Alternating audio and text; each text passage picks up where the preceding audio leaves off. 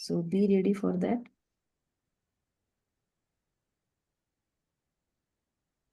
Thank you. Thank you Shiva and thank हमारे साथ रहे। इस 63 जन्मों की हीलिंग का कुछ नया रिफ्लेक्शन, कुछ नया परिवर्तन आपको अपने लाइफ में दिख रहा है क्या?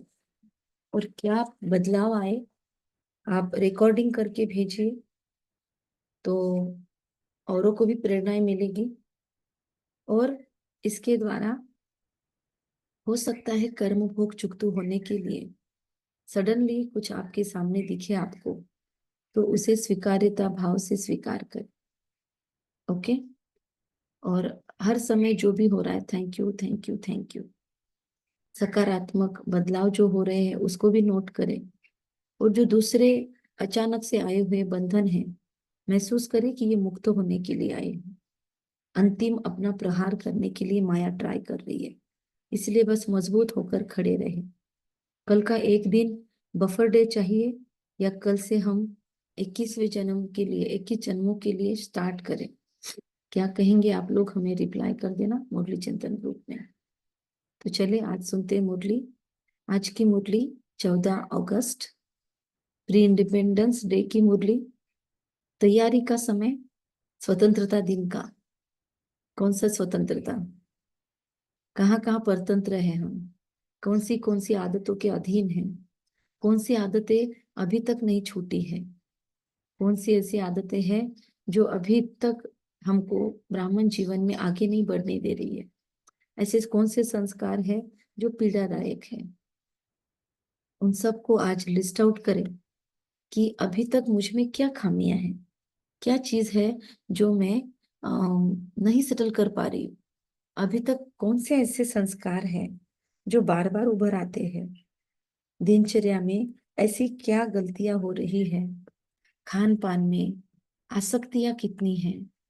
कौन से बंधनों में मैं हूँ? कहाँ कहाँ से मैं परतंत्र हूँ? सच्ची स्वतंत्रता तब मनेगी। और कितने भाग्यवान हैं हम जो एक दिन पहले ही हमको अपॉर्चुनिटी मिल रही है कि हम स्वतंत्रता पर काम कर पाए। तो आज पूरा दिन मैं कर्म बंधन मुक्त, सर्व बंधनों से मुक्त आत्मा, संपूर्ण स्वतंत्र हूँ। मैं कर्म बंधन मुक्त स्वतंत्र आत्मा हूँ। मैं कर्म बंधनों से मुक्त स्वतंत्र आत्मा हूँ। सच्ची स्वतंत्रता को आज पूरा दिन कौन कौन करेंगे? मिनिमम 108 बार, 16,108 बार लिख कर निकाले, मन में फील करे। जिन्होंने भी करना है मैसेज डाला है, ऑल द बेस्ट, सफलता मूर्त भव। यस, आज भट्टी भी है, और भट्टी के अंदर भी आप वो कर सकते हो और स्पेशली भी कर सकते हो। गुप्त पुरुषार्थ करेंगे। मीठे बच्चे, तुम्हारा अनादि नाता है भाई भाई का। तुम साकार में भाई बहन हो, इसीलिए तुम्हारी कभी क्रिमिनल दृष्टि नहीं जा सकती। प्रश्न है, विजयी अष्टरत्न कौन बनते हैं? उनकी वैल्यू क्या है? उत्तर, विजयी अष्टरत्न जिनकी मनसा में क्रिमिनल ख्यालात नहीं रखते रहते। मनसा में भी, मन भी इतना प्योर, वरना कर्मों में नहीं आया लेकिन मन में आ गया तो भी क्रिमिनल हुआ वो। तो बाबा कहते मनसा में क्रिमिनल ख्यालात नहीं रहते, पूरी सिविल आई हो, वही अष्टरत्न बनते हैं, अर्थात कर्मातीत अवस्था को पाते हैं। उनकी इतनी अधिक वैल्यू होती है, जो किसी पर कभी ग्रहचारी बैठती है तो उसे अष्टरत्न की अंगूठी पहनाते हैं, समझते हैं इससे ग्रहचारी उतर जाएगी। अष्टरत्न बनने वाले दूरांदेशी बुद्धि होने के कारण भाई भाई की स्मृति में निरंतर रहते हैं। समझ रहा है ना? आज जेम्स का हीलिंग की दुनिया में इतना बोलबाला है। आज क्रिस्टल्स का, डुप्लीकेट क्रिस्टल्स का भी इतना बोलबाला है। क्यों?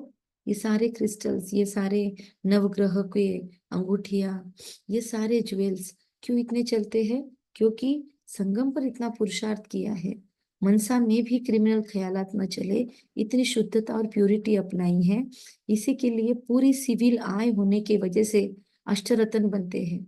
आज कैट्स आय भी उसके लिए मशहूर है, मतलब आंखें। अब कैट्स आय में क्या दम है, लेकिन एक्चुअली सिविल आय, सिविल आय होने के कारण अनसिविल आइज आप पे इफेक्ट नहीं डाल सकती। बाबा कहते वही अष्टरत्न बनते हैं, कर्मातीत अवस्था को पाते हैं वो ही। उनकी इतनी वैल्यू होती है, जो किसी भी प्रकार की कभी ग्रहचारी बैठती है किसी के ऊपर आज दुनिया में, तो कहते नौ ग्रहों की शांति करो, नौ ग्रहों की पूजा करो, नौ ग्रहों की अंगूठी पहनो। तो बाबा कहते समझते हैं इससे ग्रहचारी उतर जाएगी। अष्टरत्न बनने वाले दूरादेशी बुद्धि होने के कारण भाई भाई की स्मृति में निरंतर रहते हैं। आज अलग अलग एंगल बता रहे हैं बाबा। क्रिमिनल ख्यालात, सिविल आई खत्म करने वाली सिविल आई, और भाई भाई की दृष्टि, दूरांदेशी बुद्धि। ओम शांति, डबल ओम शांति। रूहानी बच्चे जानते हैं उन्हों का नाम क्या है। क्या है? ब्राह्मण। ब्रह्मा कुमार और कुमारियां ढेर हैं। इससे सिद्ध होता है कि एडॉप्टेड चिल्ड्रन है, क्योंकि एक ही बाप के बच्चे हैं तो जरूर एडॉप्टेड है। तुम ब्रह्मा कुमार कुमारियां ही एडॉप्टेड चिल्ड्रन हो। बहुत चिल्ड्रन है। एक होते हैं प्रजापिता ब्रह्मा के, और एक होते हैं परम पिता परमात्मा शिव के। बच्चे किसके किसके होते हैं? प्रजापिता ब्रह्मा के और परम पिता परमात्मा शिव के।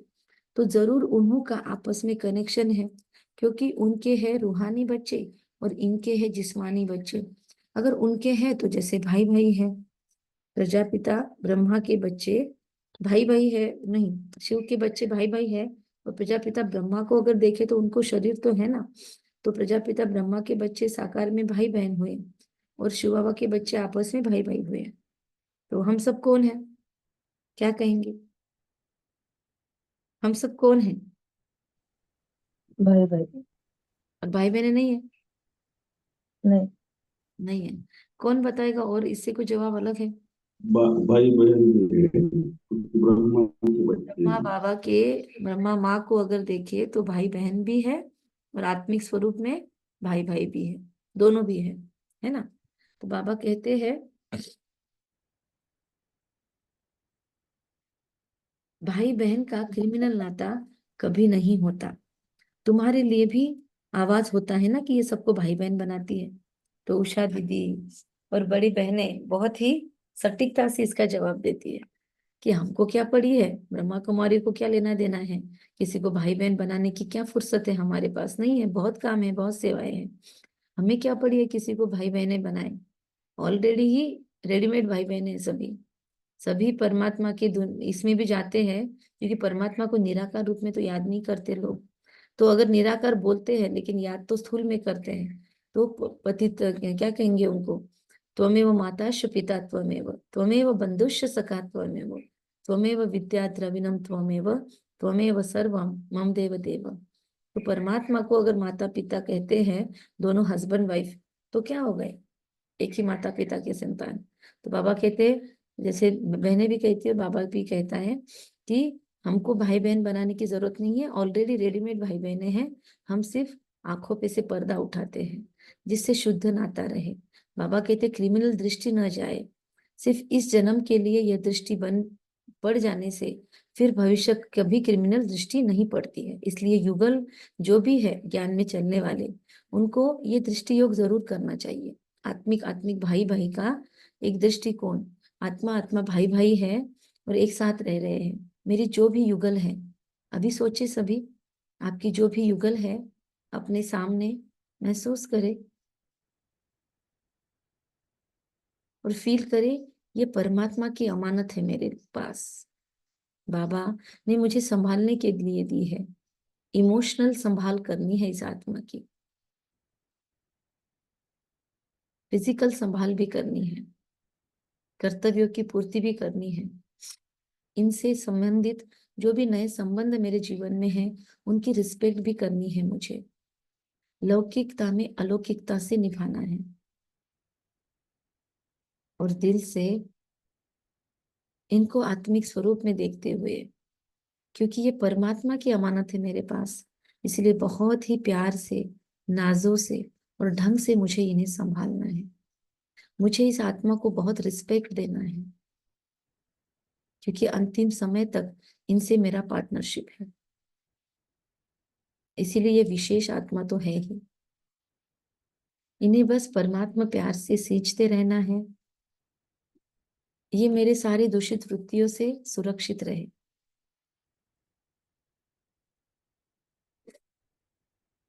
तो सिर्फ इस जन्म के लिए यह दृष्टि पड़ जाने से फिर भविष्य कभी क्रिमिनल दृष्टि नहीं पड़ेगी। ऐसे नहीं कि वहां बहन भाई समझते हैं, वहां तो जैसे महाराजा महारानी होते हैं वैसे ही होते हैं। अब तुम बच्चे जानते हो, कहा सतयुग में श्री लक्ष्मी और श्री नारायण, लक्ष्मी भाई नारायण भाई ऐसे नहीं बोलेंगे। और हमको भी यहाँ पर जनरल आम दुनिया में और आम गृहस्थ व्यवहार में रहते हुए, आम सामाजिक इसमें निभाते हुए, हमको एक दूसरे को भाई बहने नहीं पुकारना है। आदत ही नहीं रखनी है एक्चुअली। जी लगा के बात कर सकते हैं, नाम ही लेना है तो। लेकिन हम भाई बहने शब्द यूज करते हैं ना, तो वो रूटीन में आ जाता है, और गलती से वो सामाजिक स्तर पर जब हम रहते हैं तो वहां पर भी हम उनका नाम ले ही लेते हैं। तो इसीलिए उससे बहुत डिसर्विसेज हो सकती है। इसीलिए हमको ध्यान रखना है, मन में समझने की बात है, मुख से बोलने की तो है नहीं। इसलिए बाबा कहते हैं जैसे सतयुग में रहते महाराजा महारानी, उनकी दृष्टि बहुत शुद्ध होती है एक दूसरे के प्रति, और बोलते नहीं है भाई बहने। ये तो जब हम ब्राह्मण परिवार में है तब की बात है। तो बाबा कहते हैं प्रजापिता ब्रह्मा नाम तो है ना, प्रजापिता ब्रह्मा कब हुआ था ये दुनिया को पता ही नहीं है। और एक्चुअली भाई बहनों का शब्द कब आना चाहिए, जब हम अपने पति से पत्नी से लौकिक में बात करते, तब अंदर में आना चाहिए, मन में उठना चाहिए ये आत्मा भाई है, ऊपर से नहीं। वरना क्या होता है, अंदर में से तो ये मेरी पत्नी है, ये मेरा पति है, वो भावना होती है, और ऊपर से भाई भाई, तो उससे फर्क नहीं पड़ता, उल्टे इफेक्ट्स होते हैं। बाबा कहते हैं प्रजापिता ब्रह्मा कब हुआ है ये दुनिया को पता नहीं है। तुम यहाँ बैठे हो, जानते हो, क्या जानते हम, कि हम पुरुषोत्तम संगम युगी बीके हैं। अभी इसे धर्म नहीं कहेंगे, ये कुल की स्थापना हो रही है। तुम ब्राह्मण कुल के हो, तुम कह सकते हो कि हम ब्रह्मा कुमार कुमारियां जरूर एक प्रजापिता ब्रह्मा की संतान है, ये नई बात है ना। तुम कह सकते हो, क्या कह सकते हो, पहली बात बताई प्रजापिता की संतान है। फिर तुम कह सकते हो हम बीके हैं। यूं तो वास्तव में हम सब ब्रदर्स हैं, एक बाप के बच्चे हैं, उनके लिए एडॉप्टेड नहीं कहेंगे। हम आत्माएं उनकी संतान तो अनादि है। वो परमपिता परमात्मा सुप्रीम सोल है, और किसकी सुप्रीम अक्षर, और किसको सुप्रीम अक्षर नहीं कहेंगे। सुप्रीम कहा जाता है संपूर्ण पवित्र को। सुप्रीम की व्याख्या क्या है आज, संपूर्ण पवित्र को सुप्रीम कहा जाता है। आज तो लोग अपने शॉप पे नाम डालते हैं, है ना, सुप्रीमो कहते हैं, क्या वो संपूर्ण पवित्र है? ऐसे नहीं कहेंगे, सब में प्योरिटी है। प्योरिटी सीखते हैं इस संगम पर। अभी भी क्या चल रहा है हमारा, पवित्रता की जद्दोजहद चल रही है। भले फिजिकल रूप में भी धारणाएं अपना ली होंगी, लेकिन सूक्ष्म स्तर में क्या वो पति पत्नी का भाव खत्म हुआ? क्या सच में आध्यात्मिक उन्नति हो रही है? क्या हर किसी को हम अपने पराये के भाव से ऊपर उठकर हर एक को अपना समझ पा रहे हैं? बाबा कहता है प्योरिटी सीखते हैं इस संगम पर। ऐसे नहीं कहेंगे सब में प्योरिटी है। तुम तो पुरुषोत्तम संगम युग के निवासी हो, जैसे कलयुग निवासी सतयुग के निवासी कहा जाता है। सतयुग कलयुग को बहुत ही जानते हैं। अगर दूरादेशी बुद्धि हो तो समझ सकेंगे। कलयुग और सतयुग के बीच को कहा जाता है संगम युग। शास्त्रों में फिर युगे युगे कह दिया है। बाबा कहते हैं, बाबा तुरंत खारिज करता है उस बात को। बाबा कहता है मैं युगे युगे नहीं आता हूँ। तुम्हारी बुद्धि में यह होना चाहिए कि हम पुरुषोत्तम संगम युगी ब्रह्मा कुमार कुमारियां हैं। न हम सतयुग में हैं, न हम कलयुग में हैं। संगम युग के बाद सतयुग आना है जरूर। तुम अभी सतयुग में जाने के लिए पुरुषार्थ कर रहे हो। वहां पवित्रता बिगर कोई जा न सके। सतयुग का क्राइटेरिया तो क्लियर है ना। सतयुग में एंट्री एलिजिबिलिटी क्राइटेरिया है संपूर्ण पवित्रता, संपूर्ण निर्विकारी, 16 कला संपूर्ण। तो बाबा कहते हैं इस समय तुम पवित्र बनने के लिए पुरुषार्थी हो। सब तो पवित्र नहीं है, कई पतित होते भी है, चलते चलते गिर पड़ते हैं। बाबा के बच्चे भी गिर पड़ते हैं, हर एक को अपना अपना पता है। इसीलिए डेली का चार्ट बाबा मेंटेन करवाते हैं, ताकि गलतियां हो तो उसको, फिर अभी गलतियां होती है, मेरे से नहीं होता, ये मेरे से नहीं होता अमृत वेला, मेरे से तो संपूर्ण पवित्र नहीं रहा जाता, इतना तो चलता ही है। तो फिर ऐसा अलबेलापन आने में देर नहीं लगती अगर चार्ट लिखना छोड़ दिया तो। रोज चार्ट लिखेंगे तो झकझोरेंगे बार बार खुद को, तो एक दिन तो पुरुषार्थ जरूर पावरफुल हो जाएगा, सफलता मिलेगी। आप लोगों में से कौन कौन अपना डेली का शेड्यूल बनाते हैं? सुबह उठते ही अपने दिनचर्या का प्लानिंग कौन कौन करते हैं? जो भी प्रोफेशनल्स है वो करते हैं। किसको किसको आदत है? हमने अपने फ्रेंड से ये सीखा। रोज दिन भर का क्या क्या टारगेट है वो बना लेना। जैसे बाबा भी बोलता है अमृत वेला अपना प्लान बनाओ पूरे दिन का। तो बाबा कहता है कौन से घंटे में मेरी क्या स्मृति रहेगी वो प्लान बनाओ। लेकिन ऐसे ही जो हाई प्रोफाइल वाले लोग होते हैं उनका शेड्यूल फिक्स होता है। वो डायरी देखने के सिवाय आपको यस नहीं बोलते हैं। अगर आप उनको अपॉइंटमेंट लेंगे तो वो बोलेंगे रुको हम डायरी देख के बोलते हैं। तो ऐसे कौन कौन रोज का अपना शेड्यूल बनाते हैं? जो प्रोफेशनल रहे हैं उन्होंने ये प्रैक्टिस की होगी। यस। रात को शेड्यूल बनाते हैं। अच्छा प्रमिला बहन, स्कूल का बनाते हैं आप शेड्यूल? प्रमिला बहन बता सकते हो आप? क्योंकि स्कूल भी चलाते हैं ना प्रमिला बहन। दोनों भी, घर का भी। देखो घर का भी शेड्यूल बनाते हैं कि हाँ, सुबह क्या घर क्या। का डायरी तो रोज लिखती हूँ ना, क्या किया क्या नहीं किया। नहीं वो नहीं, पर शेड्यूल बना। मतलब हाँ वही ना, मतलब ऐसे करना है, फिर एक एक्स्ट्रा क्या किया, कहाँ ओके। पे वेस्ट किया। लेकिन बनाती हूँ, ऊपर अमृत वेला रोज नहीं होता। अच्छा ठीक है, मतलब लेकिन वो सोने को होगा। लेट हो गया तो कब फिर होगा? कब होगा? मेरे मतलब हमारे एक फ्रेंड ने बनाया, उनको धन्यवाद। उन्होंने हमारे साथ शेयर किया। रोज की डायरी में रोज के टारगेट्स लिख रहे हैं। आप म्यूट कर सकते हो। रोज के शेड्यूल में रोज की डायरी में हम लिख सकते हैं कि आज दिन भर में मुझे क्या करना है। और वो डायरी में फिर क्या नहीं हुआ ये रात में या दोपहर में या आफ्टरनून या शाम को चेक कर लेंगे।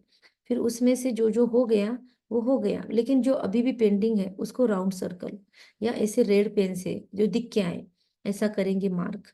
फिर अगले दिन में उसको कैरी फॉरवर्ड करेंगे कि ये बाकी है, ये पेंडिंग है। फिर वो अगले दिन में कैरी फॉरवर्ड होगा। अगले दिन का अलग अलग शेड्यूल भी होगा। फिर ये जो कैरी फॉरवर्ड है ये कितने दिनों तक होगा कि अमृत वेला करना है। फिर भाग्य की लिस्ट बनाने की रह गई। फिर 100 सुखों की लिस्ट बनाई हुई है बाबा ने। 101 दुखों की लिस्ट बनाने की रह गई। फिर मेरा अभी तक का जो 63 जन्मों का हीलिंग हुआ है उसमें से ये पेंडिंग है। ये वाला जन्म अभी तक पेंडिंग है। तो ऐसे लिख लिख के रखेंगे और जे जो नहीं हुआ उसको कैरी फॉरवर्ड करते रहेंगे। तो आपके रोज आपके लिखने में आएगा ना वो। और जितने बार लिखेंगे उतने बार अंदर में झकझोरा जाएगा। यार आज तो कर ही लेना है, आज तो कर ही लेना है बाबा, आज तो मुझे याद दिला ही देना। तो मन को ध्यान में आता है कि ये बहुत इंपॉर्टेंट है। कि कितनी बार लिखा है इन्होंने कि मैं ये कर चुकी हूँ। तो अब जो लिखते हैं ना शेड्यूल, वो ऐसे लिख सकते हैं हम प्रेजेंट परफेक्ट टेंस में या कंटिन्यूअस टेंस में कि मैं अमृत वेला बहुत शक्तिशाली कर रही हूँ। इसलिए तो बाबा हमको लिखने के लिए भी बोलता है। जो हमको लाइफ में करना है उसको लोग आजकल एफर्मेशंस के रूप में सिखाते हैं। भगवान बड़े बड़े शब्द यूज नहीं करता है। भगवान बहुत सिंप्लीफाइड वे में बहुत शक्तिशाली काउंसलिंग दे रहा है। अगर आप में से किसी ने काउंसलिंग का कोर्स किया या हीलिंग सीखा तो आपको रियलाइजेशन हो जाएगा। तो कभी कभी पैसे देकर भी जो बगैर पैसे में फ्री में मिला है ना उसका वैल्यू समझता है। तो आप में से किसने किसने हीलिंग सीखे है अभी तक? कुछ लोग हैं जिन्होंने सीखा है, वो बता सकते हैं। पैसे देकर जब सीखते हैं तो ध्यान में आता है बाबा कितनी चीजें फ्री में देता है। शीतल बहन ने सीखा हुआ है ना? बताइए उस हीलिंग का और भगवान के ज्ञान का क्या कनेक्शन आपने जोड़ा है? अगर बता सकते हो माइक ऑन कर सकते हो तो, या फिर मैसेज में डाल दो। तो बहुत डिफरेंस आता है जब हम दुनिया के साथ देखते हैं तो हमको क्या क्या मिला है। बाबा कहते हैं कि इस समय तुम पवित्र बनने के लिए पुरुषार्थी हो। और सब तो पवित्र नहीं है। नहीं है, कई पतित भी होते हैं। चलते चलते गिर पड़ते हैं। छिपकर आए अमृत पीते हैं। वास्तव में जो अमृत छोड़ विष खाते हैं उनको कुछ समय आने नहीं देते, है ना? उनको अलाउड नहीं किया जाता, उनका बंद कर देते हैं सेंटर पे आना। पहले ऐसे करते थे, दीदी भी बहुत स्ट्रिक्ट थे हमारे। शीला दीदी भी आने नहीं देते थे, है ना? लेकिन आजकल अब क्योंकि ऑनलाइन चल रहा है, सब कुछ ही फ्री में है। पहले तो मुरलियाँ भी नहीं मिलती थी। आपको पता होगा जो पुराने हैं, पहले मुरलियाँ घर पे नहीं मिलती थी हमको। और दीदी से बहुत रिक्वेस्ट करके लेके आनी पड़ती थी। दीदी 10 बार पूछते थे। धारणाएं देखते थे। धारणाएं है तो भी आपके तभी आपके हाथ में मुरलियाँ मिलती थी और मुरलियाँ वापस से जाके देनी पड़ती थी। आजकल तो सब कुछ अवेलेबल है, इसलिए अब सब कुछ लिबरल हो रहा है। लेकिन बाबा कहते हैं कि वास्तव में तो छिपकर आए अमृत पीते हैं, अमृत छोड़ विष खाते हैं, उनको कुछ समय आने नहीं देते। परंतु यह भी गायन है, जब अमृत बांटा था तो विकारी असुर छिपकर आए बैठते थे। और इसी पर कौन सी कथा बनी है भक्ति में, याद हो तो बताए शॉर्ट में।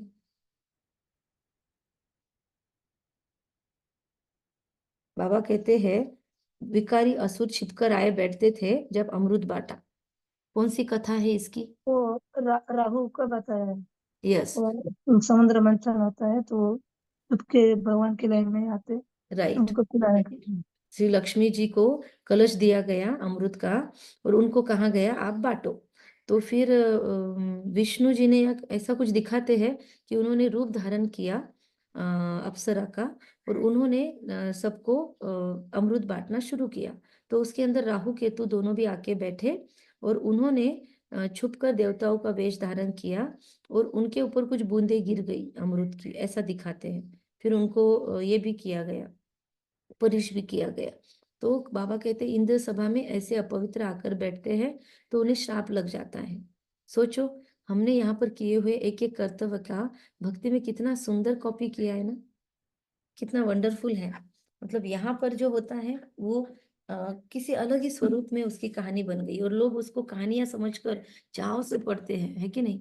राहु केतु से कितना डरते हैं। तो बाबा कहते हैं, और राहु केतु को भी तो उसमें स्थान मिलता है, देखो इसमें ग्रहों के इसमें। तो बाबा कहते हैं और किसी को नहीं मिला, उनको थोड़ा सा अमृत मिला ना, इसलिए भले वो पीड़ादायक मानते हैं, राहु केतु को बहुत बड़ा पीड़ादायक ग्रह मानते हैं इन लोगों को। कहते हैं एक को सिर नहीं है, एक को धड़ नहीं है, तो इन दोनों को बहुत दर्द देने वाले मानते हैं। उनकी अगर दशा शुरू हो गई तो उसको गलत दशा मानते हैं। लेकिन उनकी दशाओं का भी इतना महत्व क्यों है? क्योंकि उनको थोड़ा तो भी छिपकर आकर जो उन्होंने अमृत पिया, उसके कारण उनको पूजा जाता है। और राहु केतु की भी पूजा होती है। तो इसलिए कहते हैं इंद्र सभा में ऐसे अपवित्र आकर बैठते हैं तो उन्हें श्राप भी लग जाता है और उनका महत्व भी बढ़ जाता है, दोनों भी चीजें हैं। तो एक कहानी भी बताते हैं, इसीलिए प्रिकॉशंस बाबा देते थे पहले, कि बाबा का ज्ञान भले ही अपवित्रता भी है, उसको समाप्त करने की मेहनत पूरी करनी चाहिए। कि एक परी एक भिखारी को ले आई, ऐसे दिखाते हैं। कौन दिखाते? त्रिशंकु को ऊपर लेकर गए, या फिर और भी बहुत सारी बातें हैं कि उनको सदैह ऊपर, लोग तो स्वर्ग ऊपर मानते हैं ना भक्ति में, तो सदैह वो परी ऊपर लेकर गई। देवताओं को उनकी बदबू आने लगी कि यहाँ पर कोई ना कोई मनुष्य जाति का कोई आया है जो बदबू फैला रहा है। देखो, मतलब इससे इनडायरेक्टली ये समझता है कि सतयुग में कितने खुशबूदार होंगे हम। तो बाबा कहते हैं उनका क्या हाल हुआ, उनको नीचे फेंका गया। फिर भिखारी तो जरूर गिर पड़ेंगे, और केवल उनका हाल नहीं हुआ, जो परी उनको लेके आई उनको भी श्रापित किया गया। तो बाबा कहते हैं ये समझ की बातें हैं, ये सब यहाँ की बातें हैं। विकारी चढ़ न सके, मतलब जो विकारी है वो सतयुग की सीढ़ी चढ़ न सके, इसका क्या मीनिंग है? विकारी चढ़ न सके, वो क्यों दिखाया ऐसे कि बदबू आ रही है उसको वापस भेजो कलयुग में।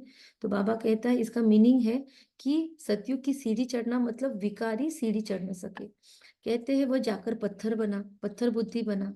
अब ऐसे नहीं कि मनुष्य व पत्थर व झाड़ बनते हैं, ऐसे बन जाएंगे क्या? पत्थर और झाड़ बनना मतलब क्या? आप थोड़ा इसको विस्तार करें, इस पॉइंट को कौन विस्तार करेगा? बाबा कहते हैं ऐसे नहीं पत्थर व झाड़ बनते, फिर क्यों बोलते हैं? तो बाबा कहते पत्थर बुद्धि बन गए हैं, यहाँ आते हैं पारस बुद्धि बनने के लिए। फिर परंतु परंतु विष छिपकर पीते हैं तो सिद्ध होता है पत्थर बुद्धि रहेंगे। मतलब बाबा की मुरली छोड़कर कहाँ जाएंगे? तो इसका मतलब ये नहीं है कि इम्प्रूवमेंट नहीं हो रही है दीदी, तो बाबा ने ऐसा बोला तो बाद से हम मुरली छोड़ देते हैं। नहीं, बाबा ने कहा है कि बाबा का हाथ नहीं छोड़ना है, लेकिन परिवर्तन भी का टारगेट भी तो रखना है ना। इससे डिसहार्टन होने के लिए या डिप्रेस होने के लिए बाबा ये पॉइंट नहीं सुना रहा है। इस पॉइंट का बहुत लोग फिर उल्टा इफेक्ट भी लेते हैं, तो मुरली छोड़ देते हैं। मुरली नहीं छोड़ना है खुद के ऊपर, लेकिन रोज थोड़ा थोड़ा तो काम करना है, थोड़ा थोड़ा तो खुद पे काम करना है। अमृत वेला नहीं उठ पा रहे तो कम से कम आधा आधा घंटा 15-15 मिनट तो पीछे पीछे कर सकते हैं, मतलब जल्दी उठना कर सकते हैं। 5 बजे उठते हैं तो 4:45 बजे का भी टाइम अगर हम 5 बजे उठते हैं रोज तो 4:45 बजे उठेंगे, 15-15 मिनट जीतते जाएंगे। तो धीरे धीरे खुद पे काम करेंगे तो भी होगा, लेकिन बहुत ही धीरे नहीं होना चाहिए, 5-5 मिनट से मत करो। और होता है अमृत वेला, अगर मन में बहुत दिनों से है तो होता है कुछ चीजें हैं जिसपे हमने ध्यान नहीं दिया होगा।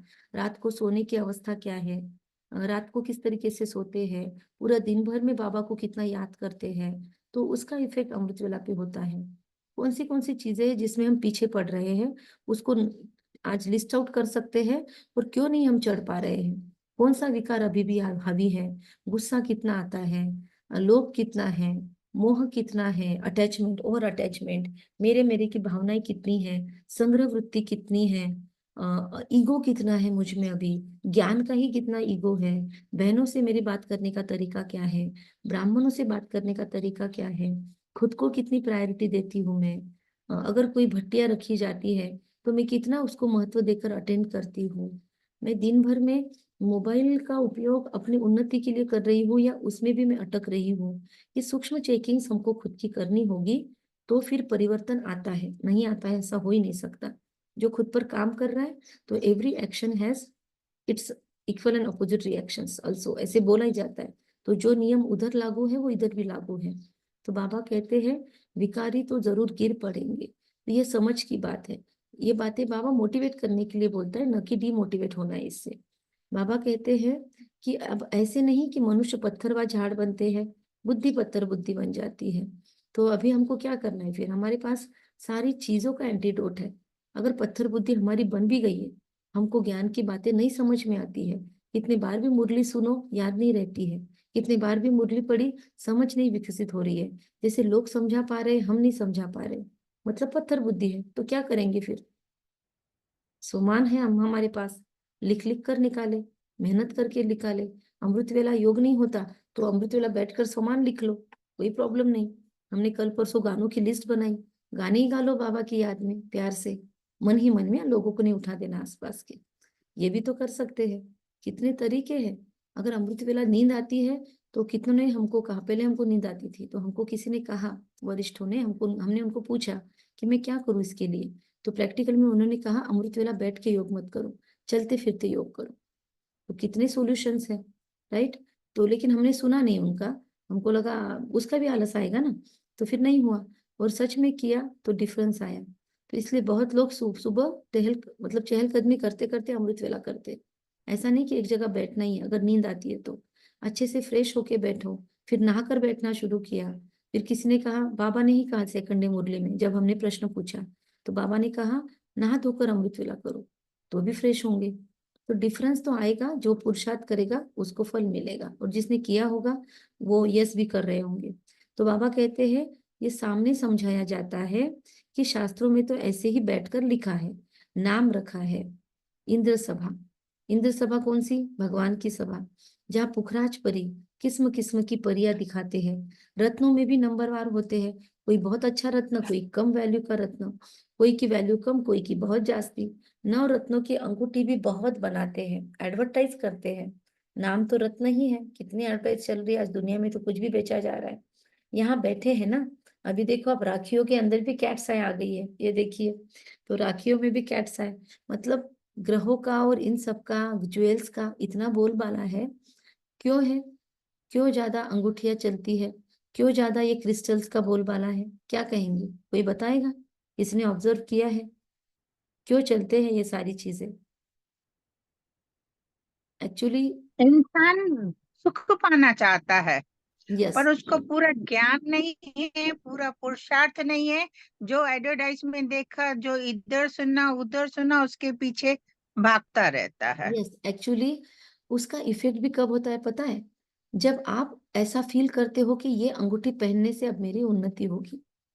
उनका भी अपना साइंस है, लेकिन इफेक्ट तभी होता है जब आप उससे भावनिकता से कनेक्ट करते हो, वरना कितने दिन पहने रहो कुछ नहीं हो सकता। और एक्चुअली क्रिस्टल्स आदि भी इतने क्यों चल रहे हैं, क्योंकि इजी चाहिए हमको, सब कुछ शॉर्टकट लेने की आदत है, क्योंकि मेहनत नहीं हो रही है। बैठ बैठ कर सोमान लिखना, बैठ बैठ कर, कितने लोग, इतने लोग सब थे ना मुरली में, क्या सबका हो गया? मुझे बहुत कम लोगों की लिस्ट मिली है। क्या आप सब लोगों का हो गया, लिस्ट बना लिया आपने, जितना बाबा ने होमवर्क बोला कितने दिनों से चल रहा है, दुखों की लिस्ट, सुखों की लिस्ट, भाग्य की लिस्ट, आसक्तियों की लिस्ट, और कौन सी लिस्ट थी, इच्छाओं की लिस्ट। उसके बाद उस दिन तो जब से हमने ये शुरू किया 63 जन्मों की हीलिंग, तो उसमें भी हमने एक लिस्ट बनाई कि कितने संबंध संपर्क वाले इस जन्म में हमारे आसपास है, उनकी तो भी एटलीस्ट लिस्ट बनाई है हमने, बनाया है वो झाड़, हमारा कितना कुल है, कितना बड़ा है इस जन्म में, अभी लास्ट के जन्म में कितने लोग हमारे कांटेक्ट में हैं, उनके भी नाम लिखकर निकाले तो वो भी कितनी बड़ी लिस्ट बनेगी। तो इतनी सारी लिस्ट बनेगी तो कितना हम कर रहे हैं, तो उसमें मेहनत है, समय निकालना पड़ता है। तो बाबा कहते हैं मेहनत जब नहीं होती ना तब शॉर्टकट हम लेते हैं, तब इन चीजों के पीछे पड़ते हैं। और ज्यादातर लोग कम मेहनत में ज्यादा चाहते हैं। इसीलिए चलो क्रिस्टल का पहन लिया, चलो वो कड़ा पहन लिया, गले में माला पहन ली, वो पेड़ ला के रख दिया घर में क्रिस्टल का, तो एनर्जी चेंज हो जाएगी। वो सिर्फ ला के रखने से थोड़ी होगी, फिर बैठ बैठ कर मुझे उसके साथ योग भी तो करना पड़ेगा। उसको सिर्फ हम स्टिमुली बना सकते हैं, मतलब उसको देखा कि योग स्टार्ट कर दे। अगर क्रिस्टल की मालाएं लाई है तो उसको लो और एक एक मणि को हाथ में लेते लेते फील करो, जैसे वो भक्ति मार्ग में माला जपते थे कि मैं कौन सा रत्न हूँ, मैं बाबा का नूरे रत्न हूँ, मुझ में ये क्वालिटीज आ रही है। उसको देखो और फील करो, अगर घर में है भी वो चीज है तो। अगर रत्न पहने हुए हैं तो उसको देख के फील करो क्या उसकी क्वालिटी है, जैसे मंगल का पहना है, गुरु का पहना है, जो भी उसकी क्वालिटी है उससे कनेक्ट करके सोमान को धारण करो, तो फिर बहुत ही मजा आ जाएगा। तो जैसे बीच में कुछ लोगों ने किया था ये प्रयोग, बैच जो होते हैं ना हमारे लगाने वाले बैच, तो उन बैच को ही हाथ में लेके उसको चार्ज करना शुरू किया था, और बहुत लोग ऐसा करते हैं। तो आपको अगर ऐसा प्रयोग करना है आप कर सकते हो। आज से अगले 21 दिन तक आपका बैच हाथ में लेके बैठ के योग करो अमृत वेला, या उस बैच को लेके बस 108 बोलो, मैं मास्टर सर्वशक्तिवान हूँ, मैं मास्टर सर्वशक्तिवान हूँ। तो वो बैच भी चार्ज हो जाएगा। फिर वो बैच पहन के निकलो कहीं पे, या अंदर में पहने रखो, ट्राई करो।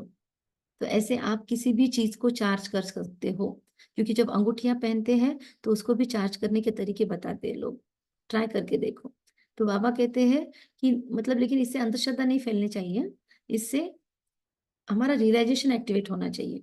तो बाबा कहते हैं तो उनमें भी कहेंगे यह हीरा है, यह पन्ना है, यह मानिक है, पुखराज भी बैठे हैं। कोई कोई हीरे बहुत मानते हैं कि ये सब लोग नहीं पहन सकते, और प्रैक्टिकल में लोगों ने वो पहना कि उनका एक्सीडेंट हो जाता है, घर पे कुछ तो भी हो जाता है। ऐसे भी मानिक हैं। तो उन रत्नों की अपनी वैल्यू है लेकिन बने हमारे यादगार में है, ये भी याद रखना। रात दिन का फर्क है, उनकी वैल्यू में भी बहुत फर्क होता है। वैसे ही फिर फूलों से भेंट की जाती है। अब जैसे एमिथिस्ट है वो सबको चलता है, हर हीरा सबको नहीं चलता, तो उनमें भी वैरायटी है। बच्चे जानते हैं कौन कौन फूल है, ब्राह्मण या पंडे बनकर आती है वो अच्छा फूल होता है। कोई तो फिर स्टूडेंट भी जास्ती तीखे होते हैं। कभी कभी जो ब्राह्मणियां बहुत सेवा करती है और बहुत सारी आत्माओं को मधुबन ले जाने के निमित्त बनी है, वो तीखी है। और कभी कभी तो स्टूडेंट्स भी दूसरों को लेके जाते हैं, वो भी सेवा करते हैं। आप में से कितने स्टूडेंट्स हैं जिन्होंने दूसरों को ज्ञान में लाया होगा। तो बाबा कहते हैं कि समझाने करने में स्टूडेंट्स भी तीखे हैं। बाबा ब्राह्मणी को फूल न देकर उनको देंगे, बाबा ब्राह्मणी को फूल न देकर उनको देंगे। इसका मतलब ये नहीं है कि हमको ब्राह्मणियों का सम्मान नहीं करना है। लास्ट में हम गृहस्थी है, हमने अपना जीवन देने की हिम्मत कहाँ दिखाई, उन्होंने पूरा अपना जीवन दिया। हम तो अपने घरों में स्थूल रिश्ते भी निभा रहे हैं, कलर भी पहन रहे हैं, एंजॉय कर रहे हैं। हमको दिन रात सेवा नहीं है, हम चाहे तब आराम भी करते हैं, हम चाहे तब घूमने भी जाते हैं। सेंटरों पे ब्राह्मणियों को कभी भी कोई आए जिज्ञासु, उनको सेवा करनी है, टोली देनी है, इच्छा हो न हो, उनको गुरुवार को सुबह उठकर सब कुछ बनाना ही है भोग में। तो उनको उनका त्याग ज्यादा है हमसे। बाबा ब्राह्मणी को फूल न देकर उनको देंगे भी। बाबा कहते सिखलाने वाले से भी उनमें गुण बड़े अच्छे होते हैं, कोई भी विकार नहीं होता। तो वो बाबा तारीफ कर रहा है, पर हमको अपनी लिमिट्स ध्यान में रखनी है, या हमको मर्यादाओं में ध्यान में रखना है। कोई कोई में अवगुण होते हैं, क्रोध का भूत, लोभ का भूत। तो बाप जानते हैं ये फेवरेट मनपसंद पंडा है, ये सेकंड नंबर है। तो हमको बाबा का नंबर 1 पंडा बनना है, बस इतना ही इसमें से सीखना है। और कोई कोई पंडा इतना फेवरेट नहीं होता जितना जिज्ञासु, जिनको ले आते हैं वो फेवरेट होते हैं। तो ऐसे भी होते हैं सिखलाने वाले माया के चंबे में आकर विकार में चले जाते हैं। तो ऐसे भी केसेस बाबा के पास तो बहुत होती है। तो ऐसे है, दोनों भी साइड में है। बहुतों को दुबन से निकालते हैं और खुद फंस मरते हैं, ऐसे भी है। माया बड़ी जबरदस्त है, बच्चे भी समझते हैं क्रिमिनल आई बहुत धोखा देती है। जब तक क्रिमिनल आई है तो भाई बहन का जो डायरेक्शन मिला है वह भी चल नहीं सकता। बाबा कहते सिविल आई बदलकर क्रिमिनल आई बन जाती है। जब क्रिमिनल आई टूट कर पक्की सिविल आई बन जाती है तो उसको कहा जाता है कर्मातीत अवस्था। तो जो लिखते हैं ना अपने डायरी में वो पॉइंट लिखे और बाद में शेयर करना ग्रुप में कि ये व्याख्या बताई बाबा ने कर्मातीत अवस्था की क्या क्या है। तो जब निबंध लिखते ना हम तो उसमें ये पॉइंट काम आएंगे। फिर कर्मातीत अवस्था की व्याख्या क्या बताई, जब क्रिमिनल आई टूटकर पक्की सिविल आई बन जाए सो उसको कहेंगे क्रिमिनल आई को सिविल बनाने की अवस्था को कर्मातीत अवस्था। इतनी अपनी जांच करनी है। तो आज चेक कर ले मेरी आंखें कहाँ कहाँ डूबती है, अपनी जांच करनी है। इकट्ठे रहते हुए विकार की दृष्टि न जाए। अभी भी चेक कर ले भाई लोग, चेक कर ले कितना अपने युगलों को पत्नी मानते हैं, कितना उन पर रोब झाड़ते हैं, कितना उनसे अपने पर्सनल काम करवाते हैं। और बहनें भी चेक कर ले कितना पति पर डिपेंडेंसी है, कितना अपने युगल पर डिपेंडेंसी है, चेक कर ले। तो बाबा कहते हैं और कितना हम रिस्पेक्ट रखते हैं परस्पर। अपने अपने युगल के बारे में सोच ले और चेक करे कि मेरा सम्मान कितना है उस आत्मा के प्रति और अपेक्षाएं कितनी है, ग्रजेस कितने हैं, उनके लिए मैं कमेंट्स कितने पास करती हूँ और उनको धन्यवाद कितना देती हूँ। चेक कर लेना। और आज दिन भर में समय मिले तो स्पेशल योग अपने युगल के लिए कर लेना। उनको ही बैठकर आज I love you, I respect you, I accept you as you are, thank you, I love you, उनको ही बाबा की सकाश दे देना। इकट्ठे रहते हुए विकार की दृष्टि न जाए। ये भी होमवर्क है। यहाँ तुम भाई बहन बनते हो, ज्ञात तलवार बीच में है। शीतल आप ये होमवर्क दोनों लिखेंगे ग्रुप में? कौन से भाभी, मतलब एक बार फिर से रिपीट अपने करेंगे? युगल के युगल लिए को, योग प्रयोग, युगल के हाँ लिए योग प्रयोग। और अभी एक दूसरा भी बताया था कि सिविल आई कितनी बनी है। और एक चीज थी एक के आगे दूसरा पॉइंट आता है ना तो वो छूट जाता है, जब नोट्स लिखते हैं तब ध्यान में आता है। तो ये एक लिखे हम फिर से मुरली पढ़ के सा, आपको। सा, साथ में रहकर भी ज्ञान की तलवार बीच में, हाँ वो है। और मतलब उसके लिए स्पेशल योग प्रयोग भी करना है। तो टूट कर पक्की सिविल आर बन जाए उसको कहा जाता है कर्मातीत अवस्था। हाँ कर्मातीत अवस्था की व्याख्या लिखने को बोला था। इतनी अपनी जांच करनी है।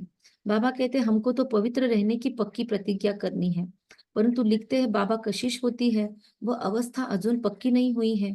और जिन्होंने जिन्होंने योग कर लिया ना वो आज मुरली चिंतन में यस नो लिखेंगे। अभी सभी को मुरली चिंतन में हमने ऐड किया हुआ है। तो अपने युगल के लिए जो जो योग करेंगे आज वो ग्रुप में होमवर्क डन लिखेंगे, ठीक है? कंपलसरी है आज सबको। तो बाबा कहते पुरुषार्थ करते करते रहते हैं, यह भी न हो एकदम सिविल आई जब बन जाए तब विजय पा सकते हैं। अवस्था तब ही विजय पा सकते हैं। अवस्था ऐसी चाहिए जो कोई विकारी संकल्प भी न उठे, इसको ही कर्मातीत अवस्था कहा जाता है, मंजिल है ना? और इसके लिए और एक उपाय बताते हैं, मतलब एक इजी सॉल्यूशन है। बाबा ने मुरली में ही बताया था, हम नहीं बता रहे, बाबा ने बताया है। दृष्टि सिविल करने का बाबा आज बता रहे हैं। तो सिविल आय करने के लिए सिंपल उपाय क्या है, आप लोग जवाब दो। दृष्टि सिविल बनाने के लिए सिंपल उपाय, बहुत इजी उपाय, कोई भी कर सकता है, छोटा बच्चा भी कर सकता है। बाबा ने मुरली में बताया है, पिछले कुछ मुरलियों में था, हमने उस पर चर्चा भी की थी, याद हो तो बता देना, ठीक है? कितनी वंडरफुल माला बनती है। 8 रत्न की भी माला होती है। बच्चे तो ढेर के ढेर है। सूर्यवंशी चंद्रवंशी घराना यहाँ स्थापन होता है। उन सबको मिलाकर फुल पास स्कॉलरशिप लेने वाले 8 रत्न निकलते हैं। याद आया किसी को सिविल आय कैसे बनाना है? नितिन भाई कोई भी बताए, प्रतिभा बहन, सबिता बहन, सिविल आय बनाने का सबसे इजीएस्ट तरीका क्या है?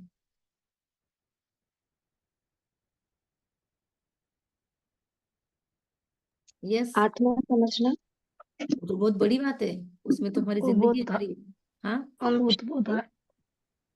हाँ जी। माता माँ समझ कर सबको।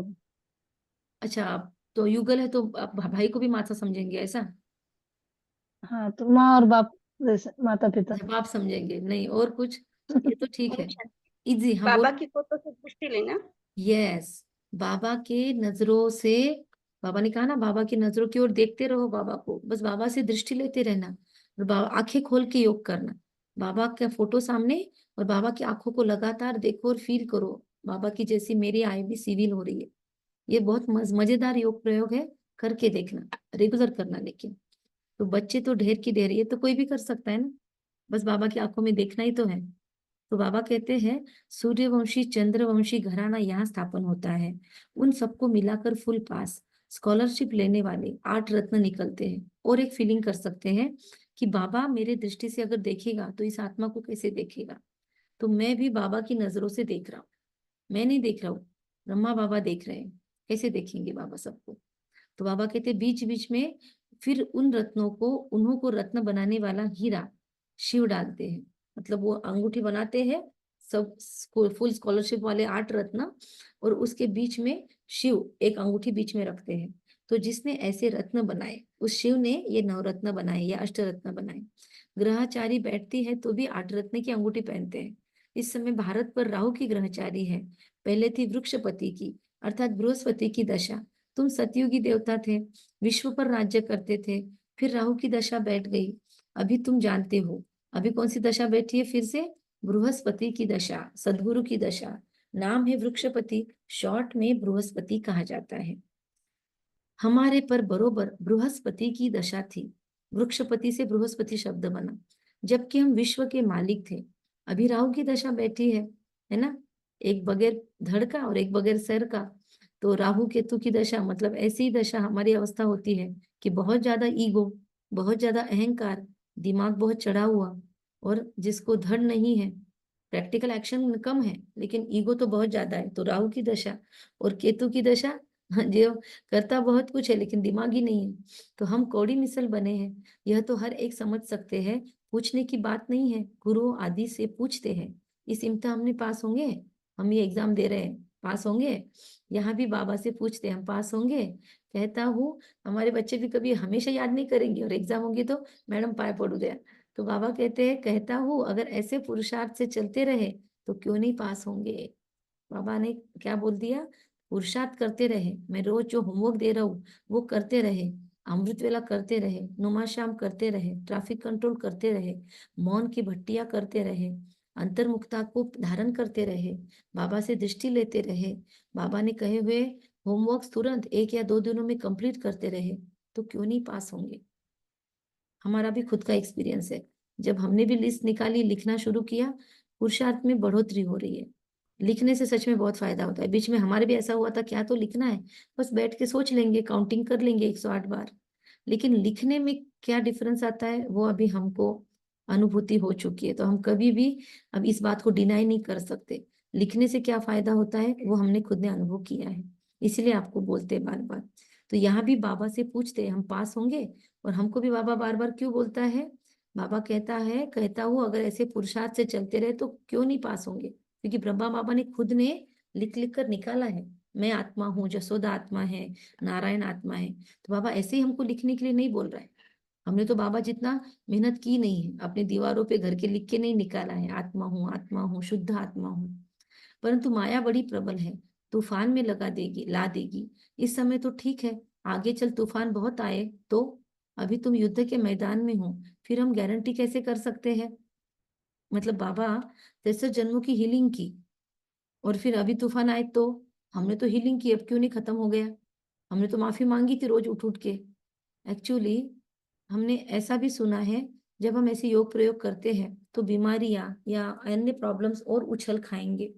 वो उछल आपको डराने के लिए नहीं खाते हैं, वो बाय बाय करने के लिए तो आएंगे ना एक बार, तो बस साक्षी बन के उस अवस्था में पार हो जाओ, बाद में कभी नहीं आएंगे। या फिर बाबा कहते हैं आगे चलकर बहुत तूफान आए तो, इस समय तो ठीक है। तो बाबा ने कहा अभी तुम युद्ध के मैदान में हो, फिर हम गारंटी कैसे कर सकते हैं। मतलब माया अंतिम समय भी मरेगी, नीचे गिर पड़ी है, और नहीं दिखाते फिल्मों में, फिर वो मरा हुआ फिर से आंखें खोलता है और फिर से आंखें पीछे से वार करता है, तो ऐसे माया भी लास्ट में वार तो करेगी। तो बाबा कहते हैं आगे माला बनाते थे जिनको 2-3 नंबर में रखते थे, वो भी नहीं है, अभी एकदम कांटा बन गए हैं। तो बाप ने कहा ब्राह्मणों की माला नहीं बन सकती, युद्ध के मैदान में है ना, आज ब्राह्मण कल क्षुद्र बन जाएंगे, विकार में गया गोया क्षुद्र बना, राहु की दशा बैठ गई, बृहस्पति की दशा के लिए पुरुषार्थ करते थे। जिन्होंने हमको ज्ञान दिया वो बहुत अच्छा भाई था और इतना सेवा करता था, इतना ज्यादा, इतने ज्यादा प्रिंट आउट इसमें था, क्या कहते, बस सर्विसेज में था वो, गवर्नमेंट के इसमें, तो एसटी महामंडल में इतना सेवा, मतलब वो कंडक्टर ही था। तो कहीं पे भी गाड़ी शुरू हुई कि सामने वाला सुने नहीं सुने, खड़ा होके उसके जो ट्रैवलर है उन्होंने टिकट निकाल लिया तो बस प्रॉब्लम हो गया। उनको ज्ञान सुना के रहता था, ले लेके चित्र घूमता था। लेकिन इतना अतिरेक होता था, इतना ज्यादा हो गया उनका कि लोग उनसे नफरत करने लगे, क्योंकि लोगों की इच्छा नहीं है फिर भी सुना रहे हैं। पात्र देके ज्ञान नहीं देता था। टू मच हो गया, टू मच, इतना ज्यादा। और फिर ईगो चढ़ गया कि मेरे से बड़ा कोई नहीं है, मैं इतना सेवा कर रहा हूँ, बहनों ने मुझे सहयोग करना चाहिए, बहनों ने मुझे ऊंचा मानना चाहिए। और आज वो आत्मा नहीं है ज्ञान में, पूरी तरह से अगेंस्ट जाके न्यूसेंस क्रिएट कर रही है। जिन सेंटरों को फ्लरिश करने में जिसने बहुत सहयोग किया, इतनी आत्माओं को ज्ञान में लाया, आज वो हमारे भी वहां पे माता पिता को जाके न्यूसेंस क्रिएट कर रहे हैं, भड़का रहे हैं। हमको भी एक बार फोन आया था और हमने बहुत ही अच्छे से उनको बहुत धन्यवाद दिया कि आपने हमको ज्ञान में लाया, हम आपके हमेशा ऋणी रहेंगे, आपका बहुत धन्यवाद। आज भी योग में उनको हम बहुत धन्यवाद देते हैं, क्योंकि उन्होंने हमारी बहुत सेवा की तब इनिशियल स्टेज में। लेकिन आज जो वो कर रहे हैं, उनको सुनाया, बाद में एक बार भी उनकी हिम्मत नहीं हुई। तो ऐसी अवस्था में भी लोग जाते हैं, तो ऐसे लोग हो सकते हैं, इसलिए खुद की बहुत संभाल करना। ईगो, ये राहु बहुत प्रॉब्लम करता है। राहु की दशा बैठ गई, विकार में गया। बृहस्पति की दशा के लिए कहते पुरुषार्थ करते थे, वृक्षपति पढ़ाते थे, चलते चलते माया का थप्पड़ लगा, फिर राहु की दशा बैठ गई। इसीलिए कभी भी टेकन फॉर ग्रांटेड नहीं ले सकते हम। हमको हर क्षण हर पल खुद को चेक में बिठाना होगा, रोज चार्ट कंपल्सरी लिखना होगा। चार्ट लिखना छूट गया, कब हमारा पुरुषार्थ बिगड़ गया हमको समझेगा तक नहीं। इसीलिए अटेंशन प्लीज। ट्रेटर बन पड़ते हैं, ऐसे सब जगह होते हैं। एक राजाई से निकल दूसरी राजाई में जाकर शरण लेते हैं, तो एक सेंटर छोड़ देते, दूसरा सेंटर हम पकड़ते हैं। तो ठीक है, पालना के हिसाब से, या कभी शिफ्ट हो जाते हैं तो भी ठीक है। लेकिन या कहीं पे उन्नति नहीं हो रही है तो भी ठीक है, लेकिन मन में उनके लिए ग्रजेस नहीं रखना है, मन में उनके लिए दुर्भावनाएं नहीं रखनी है। तो बाबा कहते हैं फिर वो लोग भी देखते हैं हमारे काम का है तो शरण देते हैं, काम के होंगे तो ही लेंगे। ऐसे बहुत ट्रेडर बनते, पर हमारा स्वभाव खराब है तो हम किसी भी सेंटर पर जाएंगे तो टिकेंगे नहीं। इसलिए हमको पहले खुद पे काम करना है। तो ऐसे बहुत ट्रेडर बनते हैं, एरोप्लेन सहित जाकर दूसरी राजाई में बैठते हैं, फिर वो लोग एरोप्लेन वापस कर लेते हैं, उनको शरण देते थे। जैसे हमारे पास भी आए ना अभी लोग शरण लेने बांग्लादेश से, तो बाबा कहते हैं काम के होंगे तो शरण देंगे, अगर वो इधर आके प्रॉब्लम क्रिएट करेंगे तो फिर रिफ्यूजी बन जाते हैं। तो बाबा कहते हैं एरोप्लेन को थोड़ी शरण लेते हैं, वो तो उनकी प्रॉपर्टी है, तो चली गई ना, उनको हेलीकॉप्टर छोड़ने आया और उनका हेलीकॉप्टर वापस चला गया वापस, तो उनकी चीज उनको वापस कर देते। कितना बाबा समय के अनुसार मुरलिया चलाता है। बाकी मनुष्य मनुष्य को शरण देते हैं। अभी तुम बच्चे शरण आए हो बाप के पास, कहते हो हमारी लाज रखो। द्रौपदी ने पुकारा है कि हमको ये नंगन करते हैं, पतित होने से बचाओ। सतयुग में कभी न अंगन नहीं होते। एक्चुअली आत्मा न अंगे आई थी न अंगे जाना है, लेकिन बाबा कहते हैं सतयुग में कभी नंगन नहीं होते, कभी वहां पे भ्रष्ट वृत्तियां नहीं होती, वहां पर कोई भी भ्रष्टाचार तमो प्रधानता नहीं होती। उनको तो कहते ही है संपूर्ण निर्विकारी। छोटे बच्चे तो होते ही है निर्विकारी। एक गृहस्थ व्यवहार में रहते संपूर्ण निर्विकारी रहते हैं, यह गृहस्थ में रहते संपूर्ण निर्विकारी रहते हैं। बस स्त्री पुरुष साथ रहते हैं तो भी निर्विकारी रहते हैं। आजकल तो बच्चे भी तमो प्रधान हो रहे हैं। छोटे छोटे बच्चे चाहते हैं, क्या कहते हैं, छोटे छोटे बच्चों की भी अभी गर्लफ्रेंड बॉयफ्रेंड है, नहीं रखा तो डिप्रेशन में जा रहे हैं। आजकल बहुत गंदी अवस्था हो रही है दुनिया की। स्कूल्स में जाते हैं हम काउंसलिंग के लिए तो ध्यान में आ रहा है कि कितनी रो रो नर्क बाबा शब्द यूज क्यों करता है। तो बाबा इसलिए कहते हैं हम नर से नारायण, नारी से लक्ष्मी बन रहे हैं। वह है निर्विकारी दुनिया, वहां रावण नहीं है, उसको कहा जाता है राम राज्य। राम शिव बाबा को कहा जाता है। राम नाम जपने का अर्थ ही है बाप को याद करना। राम राम जब कहते हैं तो बुद्धि में निराकार ही रहता है। राम राम कहते हैं तो सीता को छोड़ देते हैं, वैसे श्री कृष्ण का नाम लेते तो राधे को छोड़ देते हैं। यहाँ तो बाप है ही एक। वह कहते क्या है, माम एकम याद करो। श्री कृष्ण को पतित पावन नहीं कहेंगे। छोटेपन में राधे कृष्ण भाई बहन भी नहीं थे, अलग अलग राजा की थे। ये 2-3 दिनों से बाबा बोल रहा है। बच्चे तो होते ही है शुद्ध, बाबा भी कहते हैं बच्चे तो फूल है, उनमें विकार की दृष्टि नहीं होती। जब बड़े बड़े होते हैं तब दृष्टि जाती है। इसीलिए बालक और महात्मा को समान कहते हैं। बल्कि बच्चा महात्मा से भी ऊंचा है। महात्मा को फिर भी मालूम है हम भ्रष्टाचार से पैदा हुआ हूँ। छोटे बच्चे को तो ये मालूम ही नहीं रहता है ना। तो बच्चा बाप का बना और वर्षा तो है ही। तुम विश्व की राजधानी के मालिक बनते हो। कल की बात है, तुम विश्व के मालिक थे, अब फिर तुम बनते हो। इतनी प्राप्ति होती है तो स्त्री पुरुष भाई बहन बन पवित्र रहे तो क्या बड़ी बात है। कुछ तो मेहनत भी चाहिए ना। बाबा कहते फ्री में कैसे दूंगा। हाँ, नंबरवार पुरुषार्थ अनुसार अब बृहस्पति की दशा में जाते हो। स्वर्ग में तो जाते हैं, फिर पढ़ाई से कोई उच्च पद पाते, कोई मध्यम, कोई फूल बनते, कोई क्या। बगीचा है बाबा का ये, फिर पद भी ऐसे लेंगे। पुरुषार्थ खूब करना है ऐसा फूल बनने के लिए। बाबा फूल ले आते हैं बच्चों को दिखाने। ब्रह्मा बाबा भी बगीचे से बार बार फूल लाते थे। बगीचे में तो अनेक प्रकार के फूल होते हैं। सतयुग है, फूलों का बगीचा, कांटों का जंगल है अभी। तो भी तुम कांटों से फूल बनने का पुरुषार्थ कर रहे हो।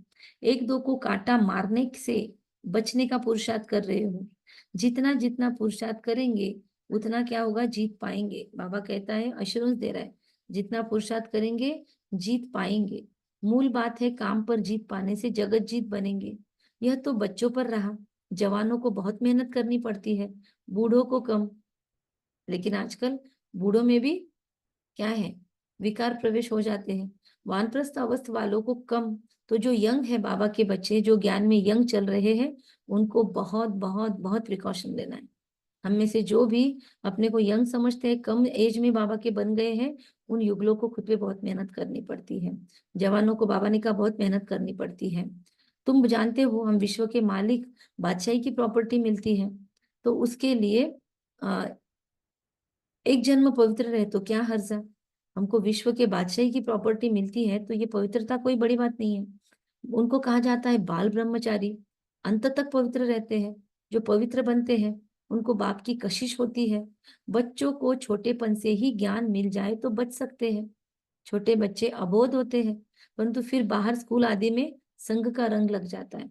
मतलब माता पिता ज्ञान में है लेकिन बच्चा बाहर कौन से संघ में, वो भी ध्यान देना चाहिए। बहुत लिबर्टी भी नहीं देना चाहिए, बहुत छूट भी नहीं और बहुत बंधन भी नहीं। उनको अगर आप संभाल अच्छे से पहले ही संस्कार उनमें डाल दो तो बच्चे बाहर बिगड़ेंगे नहीं। लेकिन जिन बच्चों को घर में माता पिता का साथ नहीं मिलता है ना, वो बच्चे काउंसलिंग के लिए हमारे पास आते हैं। ध्यान में आता है माता पिता अच्छे से बिहेव नहीं कर रहे। मतलब कुछ बच्चों को ऐसा है कि माँ पूरा गुस्सा हम पे निकालती है, उसको दिन भर काम करना होता है ना, तो हम घर पे जाते तो पूरा गुस्सा मम्मी हम पर ही निकालती है। ऐसे बच्चों के ब्लेम है। तो चेक करें हमारा बच्चों के साथ बिहेवियर क्या है, बच्चे बाहर के संग में क्यों फंस रहे हैं। तो हमको देखना है उनपे बाहर का संग का रंग क्यों लग रहा है, क्योंकि हमने अपना रंग पक्का नहीं किया है। तो बाबा कहते हैं संग तारे कुसंग डुबोए। बाप कहते हैं हम तुमको पार ले जाते हैं शिवालय में। सतयुग है, बिल्कुल नई दुनिया। बहुत थोड़े मनुष्य रहते हैं फिर वृद्धि को पाते हैं। वहां तो बहुत थोड़े देवताएं सतयुग में रहते हैं। तो नई दुनिया में जाने का पुरुषार्थ करना है और बनाना नई दुनिया यहीं पर है। अच्छा, मीठे मीठे सिखिलते बच्चों प्रति माता पिता बाप दादा का याद प्यार और गुड मॉर्निंग। रूहानी बाप की रूहानी बच्चों को नमस्ते। हम रूहानी बच्चों की रूहानी माता पिता बाप दादा आपको याद प्यार गुड मॉर्निंग और नमस्ते। वाह बाबा वाह, शुक्रिया बाबा शुक्रिया। वाह ड्रामा वाह, वाह मुझ आत्मा का श्रेष्ठ से श्रेष्ठ भाग्य वाह। बाप का मन पसंद बनने के लिए गुणवान बनना है, अच्छे अच्छे गुण धारण कर फूल बनना है, अवगुण निकाल देने हैं, किसी को भी कांटा नहीं लगाना है। बाबा का मन पसंद बनने के लिए गुणवान बनना है, अच्छे अच्छे गुण धारण कर फूल बनना है, अवगुण निकाल देने हैं, किसी को भी कांटा नहीं लगाना है। फुल पास होने व स्कॉलरशिप लेने के लिए, फुल पास होने व स्कॉलरशिप लेने के लिए ऐसी अवस्था बनानी है जो कुछ भी याद ना आए, पूरी सिविल आई बन जाए। उसके लिए योग प्रयोग बाबा ने, उस पर हमने काफी डिस्कशन किया आज। तो पूरी सिविल आई बन जाए, सदा बृहस्पति की दशा बनी रहे, ब्लेसिंग है। वह ब्राह्मण जीवन में सर्व खजानों को सफल कर सदा प्राप्ति संपन्न बनने वाले संतुष्ट मणि भव। ब्राह्मण जीवन में सर्व खजानों को सफल कर सदा प्राप्ति संपन्न बनने वाले संतुष्ट मणि भव। ब्राह्मण जीवन का सबसे बड़े से बड़ा खजाना है संतुष्टता। जहाँ सर्व प्राप्तियां है वहां संतुष्टता है, और जहाँ संतुष्टता है वहां सब कुछ है। देखो ये बात राइट है। जो लोग बोलते हैं ना हमारे पास पैसा नहीं है, पैसा नहीं है, उनके पास कभी पैसा नहीं होता है।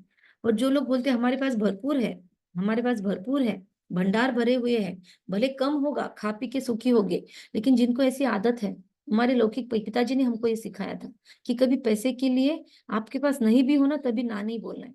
कोई भी आपको पैसा मांगे तो ना, मेरे पास नहीं है, ऐसा कभी नहीं बोलना है। हाँ, उसको आपको नहीं देना है तो युक्ति से टालो, लेकिन मेरे पास नहीं है ये शब्द कभी नहीं बोलना है। तो आज बाबा बोल रहा है कि अगर संतुष्टता है तो सर्व प्राप्तियां है, और सर्व प्राप्तियां है तो संतुष्टता है, तो दोनों एक दूसरे को खींचती है। तो जो संतुष्टता के रत्न है वह सब प्राप्ति स्वरूप है।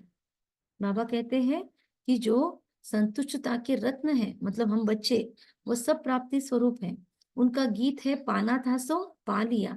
ऐसे सर्व प्राप्ति संपन्न बनने की विधि है मिले हुए सर्व खजानों को यूज करना, क्योंकि जितना सफल करेंगे उतना खजाना बढ़ते जाएंगे, उतने खजाने बढ़ते जाएंगे। सर्व प्राप्ति संपन्न है, भरपूर होगा तो वो ओवरफ्लो होगा, तो खजानों को यूज करना खुद के लिए भी और औरों के लिए भी सफल करेंगे। समय है तो कंट्रीब्यूट करो, धन है तो कंट्रीब्यूट करो, ज्ञान है तो कंट्रीब्यूट करो, स्किल्स है तो कंट्रीब्यूट करो, राइट। खुद जल्दी उठ गए अमृत वेला तो दूसरों को उठाने की सेवा करो। तो बाबा कहते जितना सफल करेंगे उतना खजाने बढ़ते जाएंगे। स्लोगन, होली हंस उन्हें कहा जाता जो सदा अच्छाई रूपी मोती ही चुकते हैं, अवगुण रूपी कंकड़ नहीं। होली हंस अच्छाई रूपी मोती चुकते हैं, अवगुण रूपी कंकड़ नहीं। संतुष्ट रहना है, अबंडेंस को अट्रैक्ट करना है। मीठे बच्चे, अनादि नाता भाई भाई का है तुम्हारा, साकार में भाई बहन हो, क्रिमिनल दृष्टि नहीं जानी चाहिए। अष्टरत्नों के कभी क्रिमिनल ख्यालात नहीं रहते, उनकी इसीलिए इतनी वैल्यू होती है कि उनके अंगूठियां भी बनाई जाती है। दूरादेशी बुद्धि होने के कारण भाई भाई की स्मृति हमारी इजीली रह सकती है। कम बोलेंगे, धीरे बोलेंगे, मीठा बोलेंगे, सत्य बोलेंगे, सोच समझकर बोलेंगे, निमित्त भाव, निर्माण भाव, निर्मल वाणी रखेंगे। अच्छा, बहुत गहरी मुरली थी, बहुत ही ब्रेनस्टॉर्मिंग मुरली थी, और बहुत सारे होमवर्क देने वाली मुरली थी। अभी वीडियो ऑन कर ले अपने अपने, और जिनको ऑन नहीं करना है वो शेयर करे, ऑन कर सकते हैं वो ऑन करके शेयर करे। तरा बहन, हमें अच्छे गुण धारण करने हैं, किसी को भी दुख के बोल नहीं बोलने हैं, यानी किसी को भी कांटा नहीं लगाना है और गुणवान बनना है। यस। कविता बहन, ओम शांति। इतना सुनते सुनते तो संतुष्टता आ गई है। सबसे जो इजी होता है शेयर भी करते हैं, ज्ञान हो, कोई आइडिया हो, कुछ भी हो। जी ओके। नितिन भाई, ओम शांति दीदी। क्रिमिनल आय से जब सिविल आय बनेंगे तभी हम विजय पा सकते हैं। और यस दूसरा, बाबा ने कहा है कि यानी जो पवित्रता के लिए नहीं, मन में भी संकल्प विकारों का नहीं आना चाहिए। करेक्ट। स्वाति बहन, मैं आत्मा संतुष्ट मनी हूँ। यस। और कौन बोलना चाहता है? माइक अनम्यूट करके बोल सकते हैं। जयश्री बहन, मुरली समझी पूरी? जयश्री बहन, स्वागत है आपका बाबा के ग्रुप में। पहले तो धन्यवाद दीदी आपका, कि आपकी वजह से रिपीट मैंने सुन रही हूँ अभी। थैंक यू पूरी बाबा। मुरली समझ में आई, और आपने योग के जो प्रयोग दिए वो मैंने कभी स्टार्टिंग में पूरे ध्यान लगा के दिल लगा के, तब तो पता भी नहीं था कि इससे ऐसे फायदे होते हैं, लेकिन तब के टाइम में ये पूरा किया हुआ है। जो आंखों का आपने बोला तो यही सबसे मन को भाने वाला योग था कि वो N4 के सेंटर में जाओ, बाबा के फोटो के सामने बैठो और आँख खुली रह के योग करना। शांति दीदी ने बताया था, ये मैंने एक्सपीरियंस किया हुआ है। मैं फिर से ये करने की कोशिश करूंगी। कोशिश नहीं, मैं फिर से ये करूंगी। कोशिश शब्दों को डिलीट ही मार दो। ठीक है दीदी। All the best. तथास्तु। ओम शांति दीदी। ओम शांति। बोलो। अपने युगल को भी वाइब्रेशन देना चाहिए। Very good. आज युगल अवतरित हुए हैं। लक्ष्मी जी कहाँ थे अभी तक आप? नहीं नहीं, सुनती हूँ, मैं रोज सुनती हूँ, पढ़ने शेयर करती हूँ, अच्छा साथ में ठीक है, सुनते हैं। ठीक है, ठीक है। ओके, सभी और किसी को सुनाना है? और आज सबको योग कंपलसरी करना है। यहाँ पे सभी युगल रूप में हैं, राइट? तो भले आपके युगल बैठे ना बैठे, लेकिन आपको उनको इमर्ज करके उनके लिए, या उनका फोटो भी आप सामने रख के योग कर सकते हो, ये भी एक योग प्रयोग होता है। तो उनका फोटो आपके सामने फील करो, उनको सूक्ष्म रूप में फील करो। अगर सूक्ष्म रूप में फील कर सकते तो फोटो की जरूरत नहीं है। और फील करो कि ये भगवान की अमानत है मेरे पास, और भगवान से दृष्टि लेके उन्हें दो सुख, शांति, आरोग्य। फिर उनको कहो उनका क्या कंट्रीब्यूशन रहा है आपकी लाइफ में। थैंक यू कहो उनको, आई लव यू कहो उनको, कि सच में आपके होने की वजह से मैं इस ज्ञान मार्ग में चल पा रही हूँ। जो भी है उनको धन्यवाद दो, प्यार उनको प्रत्यक्ष करो। मतलब जरूरी नहीं ना विकारी प्यार है, उनको विकार नहीं मिलता है, पर फिर भी वो हमको सच्चा प्यार करते हैं। एक्चुअली जो ब्राह्मण बनकर युगल रूप में चल रहे हैं उनका प्यार सच्चा प्यार है, क्योंकि देह की आसक्तियों के बगैर प्यार चल रहा है अभी। जिसको देह मिल जाता है वो तो प्यार करेगा ही, लेकिन देह के आसक्तियों के बगैर जो साथ निभा रहे हैं वो सच्चा लव है। इसीलिए जो अभी आपके साथ में आपके युगल, उनको दिल से बहुत रिस्पेक्ट और बहुत स्नेह उनको देना है। एक बहुत सुंदर पावरफुल क्लास हमने सुना था, हम आपके साथ शेयर करना शायद भूल गए।